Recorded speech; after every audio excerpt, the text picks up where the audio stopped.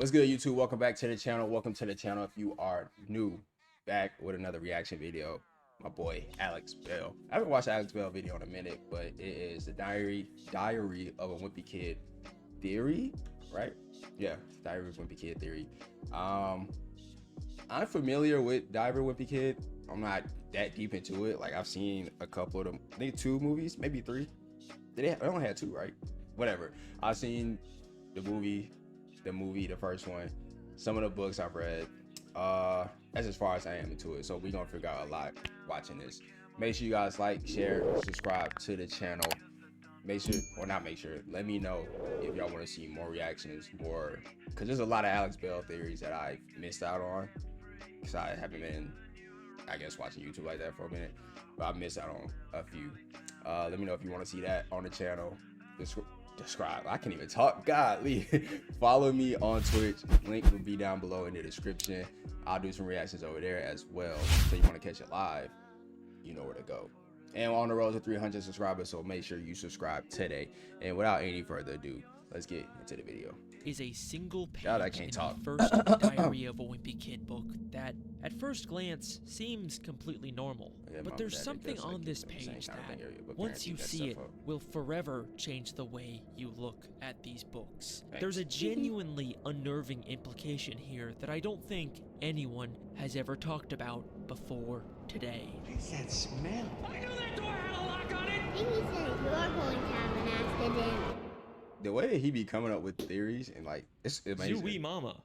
Hi there. Diary of a Wimpy Kid is a classic It's children's crazy. book series about a narcissistic kid named Greg Heffley who believes one day he'll be famous. The only reason I agreed to write in this thing is because when I'm rich and famous, I'll have better things to do than answer people's stupid questions all day long. Yep. But until then, he's stuck in middle school dealing with his crazy family and the weird kids at school. Wanna see my secret freckle?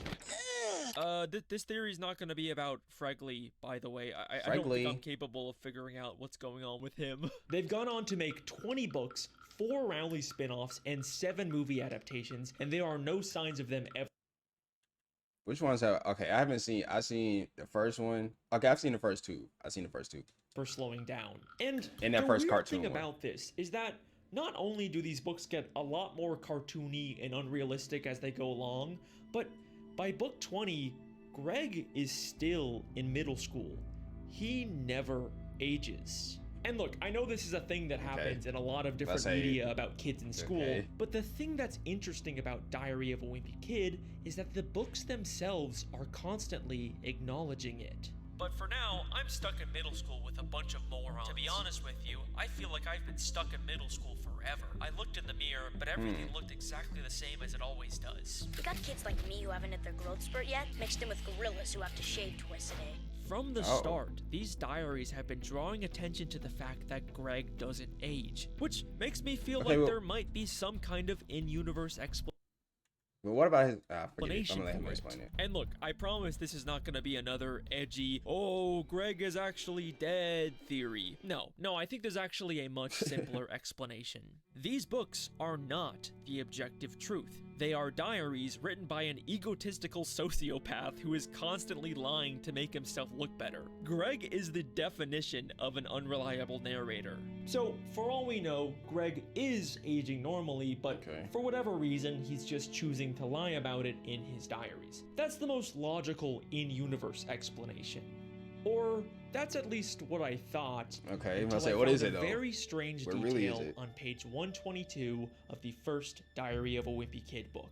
A page that forever changed the way that I look at these diaries. On this page, Greg talks about giving his parents the same gifts for Christmas every year. I gave mom and dad their gifts. I get them the same kind of thing every year, but parents eat that stuff up. And then we see a drawing of Greg giving his parents their gifts. Do you see anything wrong with this? Let's see, what's wrong with this? They both say thanks. The dad looks, they kind of look not impressed. It's something on the floor. It's like some trash or something, but it's also on the couch. So I don't know if that's more trash. What's that? The black thing at the bottom? A rat? I don't know what that is. And he's laughing. So yeah. Look very closely. Greg believes that his parents eat that stuff up, But in the drawing, his parents are clearly unhappy Okay, with their yeah. gifts. Oh, The unimpressed. Yeah, drawing just like this on my mic. I'm contradicts sorry. Greg's opinion, which means Greg couldn't have written this page. Wait a second. Huh? Is Greg not the author of his diaries? Who is a real author? Why does that mean? Why would that mean? Okay, so obviously I You know explain that it, shut up. Jeff Kinney is the real author of these books, and all of this is just fictional. But I'm saying, in the universe of Diary of a Wimpy Kid, what if someone else is writing these diaries pretending to be Greg? Have you ever noticed how the diaries are constantly cutting to other perspectives when Greg isn't around? We've kind of just had to assume that Greg either heard about these things after the fact, or maybe he was just exaggerating, but sometimes they really feel like they're telling us things that Greg wouldn't know. Mom likes to rent these romantic comedies, and she makes Dad watch them with her, but I know Dad is just waiting for the first chance to break away and go back down to the basement. How does Greg know this? I mean, who else but Frank would know what he was secretly thinking about in this moment? This doesn't feel like something he would tell his son about later. In fact, these books are full of moments like this that feel like they're specifically from Greg's dad's I'm about to say, is it perspective. dad? Like what? Greg even claims at the start of Third Wheel that he can remember things from when he was in his mother's womb. And the things he remembers do feel kinda accurate, but wouldn't it make way more sense if these were actually Frank's memories from when his wife was pregnant? What if Frank Okay. is the real author of the diaries? What if these Okay. are books that Frank is writing based on his son's life for some unknown reason? And it's okay if you're not fully on board yet, because I didn't really take this seriously either until I I'm found kind of on board. something Ain't gonna lie. insane. I'm kind of on At the board. start of Dog Days, we are told that there is a newspaper comic called Lil Cutie that Frank and Greg read together every day. And we find out that Lil Cutie is a comic series that was written by a father based on his son. Look at these two drawings on the same page. You can't tell me they aren't trying to frame Frank and Greg in the exact same way as the Lil Cutie author and his son. And that's not even the craziest part, because on the I was very gonna say, next page it says, I guess now that the real Lil Cutie is all grown up, his dad's having trouble coming up with new material. His dad's having trouble coming up with new material. Is this not exactly what we've been talking about this whole time? The diaries get cartoonier and Greg never ages because now that his son is grown up, Frank is out of new material and he's forced to just make stuff up. We even find out Make up some in bullet, old school some that BS. Frank had a very similar childhood to Greg. He also had a best friend like Rowley, a dog, and two brothers that annoyed him. So maybe some of Greg's middle school stories are actually based on Frank's childhood memories. Greg, we're a lot alike. Everything here fits perfectly. So we finna say Greg? No, I'm gonna say it. Now, if you still don't believe me, then I have one final question for you. A question that's been right in front of our faces this Greg entire and Frank. time, but we never thought to ask it before now. Why are these books called Diary of a Wimpy Kid? Yo, argue by your son Why now. would Greg, someone who is consistently shown as narcissistic and egotistical, ever refer to himself as Wimpy? Greg has an extremely high opinion of himself. That's like his main thing. Mm-hmm. But you know who does think Greg is wimpy?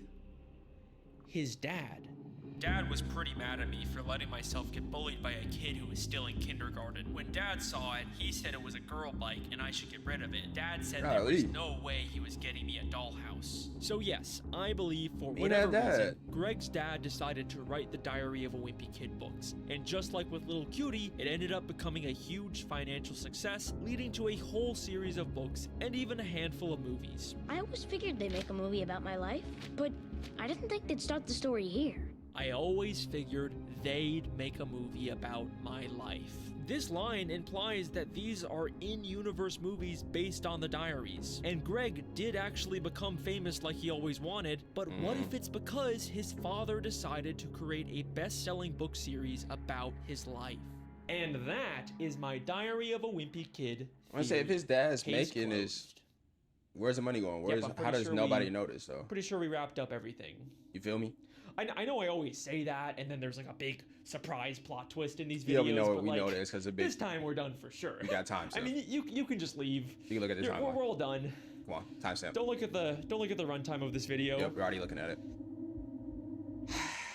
I fought with you, Alex. Okay, so I genuinely Appreciate you, wanted big dog. to end the theory here and be done with it, but there's a scene in the first Diary of a Wimpy Kid movie that. Also, if I'm talking over the video and talking, you know, because I don't want to be doing this all the time. I don't want to pause it all the time. But if y'all like the pause and commentary, let me know. Because some people might not be able to hear me or the video. But, you know.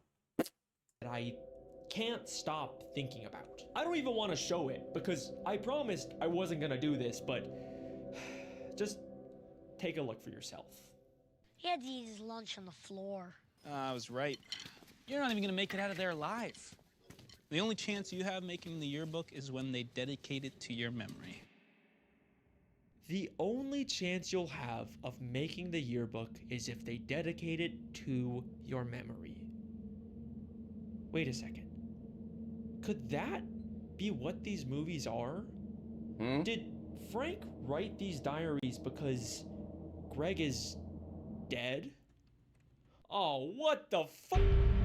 Bro, I'm about to say, didn't we just say we not gonna do this because he's a dead theory? I know. I promised I wasn't gonna do another "they were dead the whole time" theory, but I swear, this is not your usual edgy run-of-the-mill. That, where'd it go? I know. I promised I wasn't gonna do another "they were dead That SpongeBob, Patchy, that Patchy one? That's a good one. I fought the whole with that one time heavy. theory, but I swear, this is not your usual edgy run-of-the-mill Greg's in Purgatory theory. There's something to this. And I know people have already suggested this before, but what I have never seen anyone talk about is the fact that there are so many moments in these movies that talk about Greg like he is dead or going to die. You'll be dead or homeschooled by the end of the year anyway. You're not even gonna make it out of there alive. Huh? He will kill you. Literally kill you. You're dead. Move over. I'm dying. He'll kill me. You're killing me. You know that? You guys are dead. Why don't kill me if she knows we're here? You're so freaking dead. I'll die. You can't call if you're dead. You can kill me. She's gonna kill God, all look of what us. the We're heck. dead. Mom would kill us. You are so dead. Greg, you are so dead! Goodbye, Gregory. You will always be remembered. When they dedicate it to your memory. Like, I'm not crazy, Huh? right? That's a weird amount of references to Greg's death.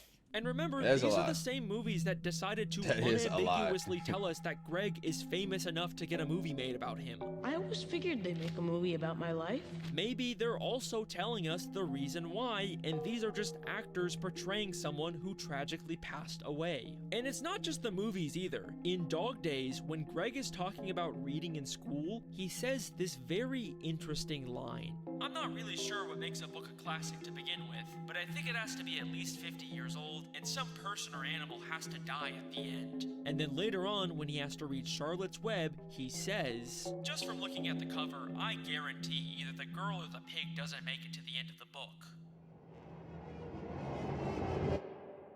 Look, I know I might be going off the rails here, but wouldn't it be so tragically ironic if Greg actually did become as famous as he wanted, but it was only because of his death?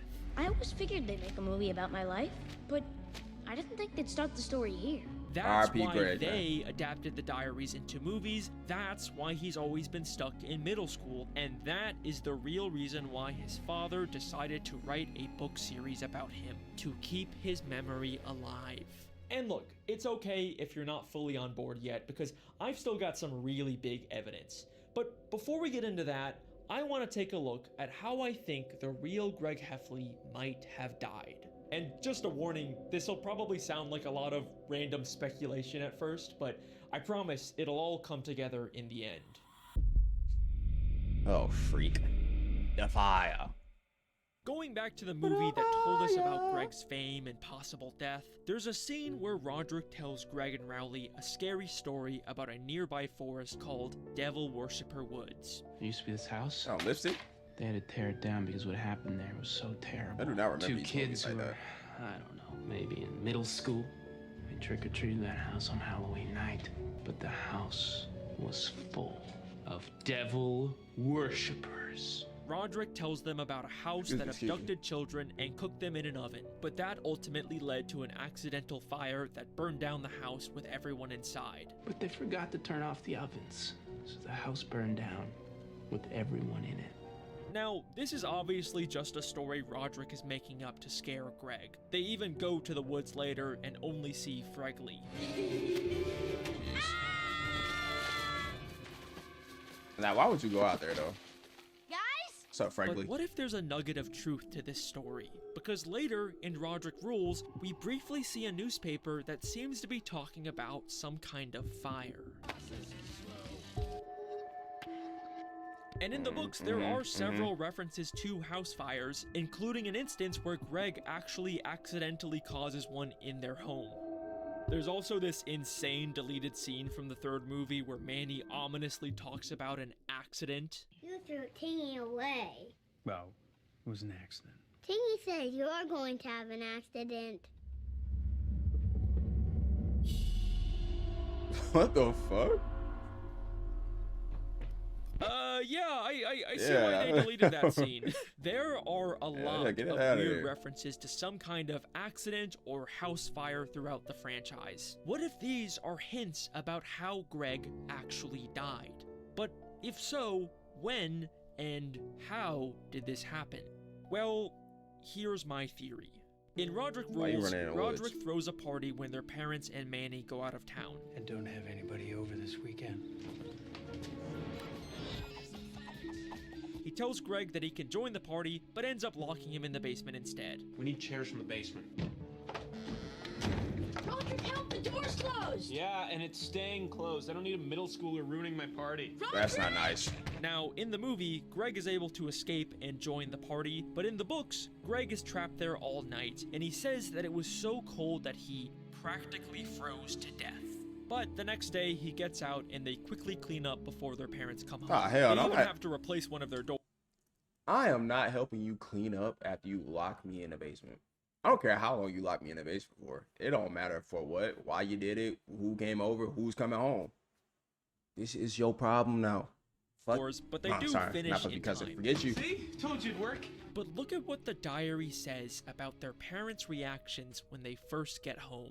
Mom and Dad's car rolled into the driveway right when we were tightening the last screw. You could tell they were pretty relieved the house hadn't burned down when they were away.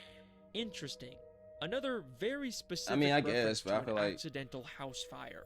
Again, it's a pretty that's normal thing to say. weird, but obviously there was no actual fire Like, don't here. burn the house I mean, down. in every version of the story, there's a crazy party, and Greg gets trapped in the basement, but the house never burns down. But what if it did? Remember, this diary, and by extension the movies based on them, are unreliable narrators, possibly written by a grieving father who wants to keep the memory of his son alive. So we don't know for sure what actually happened when Greg was locked in that basement all night. The basement that Frank has warned them to stay out of. The basement that Greg was practically freezing to death in with no source of warmth. Except, that's not entirely true, because we also know that the basement is the house's furnace room. So what if Greg tried to get warmer by messing with the furnace, but instead he ended up accidentally starting a deadly house fire? Yes, I believe that Greg never actually left that basement, and everything after this page is a complete and total lie. Okay, that's a big claim, I know. And I did warn you, this would sound like a lot of random speculation, but I do actually have the evidence to back it up. To start off, back it up, remember that newspaper that mentioned a fire? Well, Greg gets it as he's cleaning up the party. And it mentions the fire happening at 6 a.m. when Greg still would have been freezing in the basement. And also, look at what happens immediately after this page in the movie. You are in so much trouble. She's gonna kill both of us. Greg and Roderick are unambiguously depicted as dead. This theory also explains why a lot of the death references also include Roderick. She's gonna kill both of us. We're dead. Mom would kill us. And I am a dead man. since he would likely be a victim of the fire as well. So the house burned down with everyone in it. Frank even describes the smell of Roderick's room as unidentifiable. What is that smell? I can't even identify it. But the real reason why I think this fire theory Stank is that so room, funky that compelling room. is because of the very strange way that Frank starts to act when he gets home. Yes, that is correct. I am finally going to talk about the thing that has been all over TikTok for the past year, the movie's depiction of Frank. Guess who's the laugher now? Me! I'm the laugher! Ah! I knew that door had a lock on it, and everybody was trying to make me feel like I was losing my mind! Oh, ads. I'm gonna cut away and be back, guys. Don't even worry about it. You don't have to watch these ads. I am far from the first person to notice this, but in the Diary of a Wimpy Kid movies, Frank acts legitimately insane. To the point where it's kind of become a meme to joke about him being this serial killer guy that might have killed his family. Hey, how about then, no video games and no television for the rest of the summer? Dad, no! I stopped laughing. I stopped. Damn. Ha! Guess who's the laugher now? Me! I'm the laugher! I'm the laughingest laugher that ever laughed! But the thing that's interesting to me Type. that I haven't seen anyone Type. talk about is that Frank doesn't really start to act like this until after the Roderick Rules party, when he becomes extremely paranoid and starts to believe that something's wrong with the house. So, who came over this weekend? What? Hey! What the? You guys got something you want to tell me? What was General Grant doing on the thermostat? He acts this way in the books too, but in the movies, he really acts like he's losing his sanity over the little inconsistencies in the house. I knew that door had a lock on it! And everybody was trying to make me feel like I was losing my mind! This roller skating kid is really good. Don't you think that is good? Oh. What if what we're actually seeing is Frank having some Y'all really kind don't of remember. mental Okay. breakdown because he couldn't handle the reality of coming home to find his house had burned down with both of his children inside? What is that smell? I Valid. can't even identify it. I think that Frank would be incapable of accepting this horrible truth, so instead, he's staying in denial and imagining that the fire never actually happened and that his children are still alive. Deny, deny, deny. Got it. Deny, deny, deny. The reason why Frank is fixating on the little differences in his house, like the bathroom lock being different, is because in reality, he's actually already moved into an entirely new home after the fire. But he'd rather concoct a whole elaborate story about his children replacing the door than accept the truth. I knew that door had a lock on it! Deny, deny, deny. Also, remember that terrifying Manny deleted scene? Tiggy says you're going to have an accident.